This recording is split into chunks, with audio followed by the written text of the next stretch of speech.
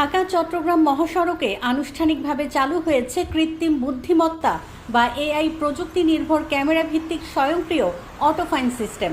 মহাসড়কের 250 কিলোমিটার অংশে যানবাহনের চলাচল নজরদারিতে স্থাপন করা হয়েছে 1000-এর বেশি এআই ক্যামেরা। মঙ্গলবার দুপুর 12টার দিকে নারায়ণগঞ্জের সোনারগাঁও প্রান্তের কন্ট্রোল রুমে এ কার্যক্রমের উদ্বোধন করেন স্বরাষ্ট্রমন্ত্রী। নতুন এই প্রযুক্তির মাধ্যমে অতিরিক্ত গতিতে গাড়ি চালানো, অবৈধ পার্কিং, উল্টো পথে চলাচল সহ বিভিন্ন ধরনের ট্রাফিক আইন লঙ্ঘন স্বয়ংক্রিয়ভাবে শনাক্ত হবে।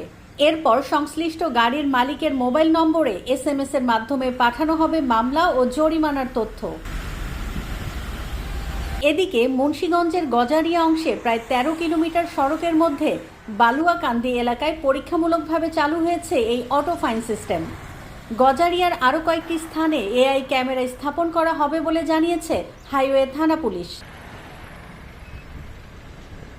স্থানীয় বাসিন্দা, গাড়ির মালিক ও চালকদের প্রত্যাশা শুধু ঢাকা চট্টগ্রাম নয়, ঢাকা মাওয়া মহাসড়ক সহ দেশের অন্যান্য গুরুত্বপূর্ণ মহাসড়কেও দ্রুত এই প্রযুক্তির আওতা বাড়ানো হবে।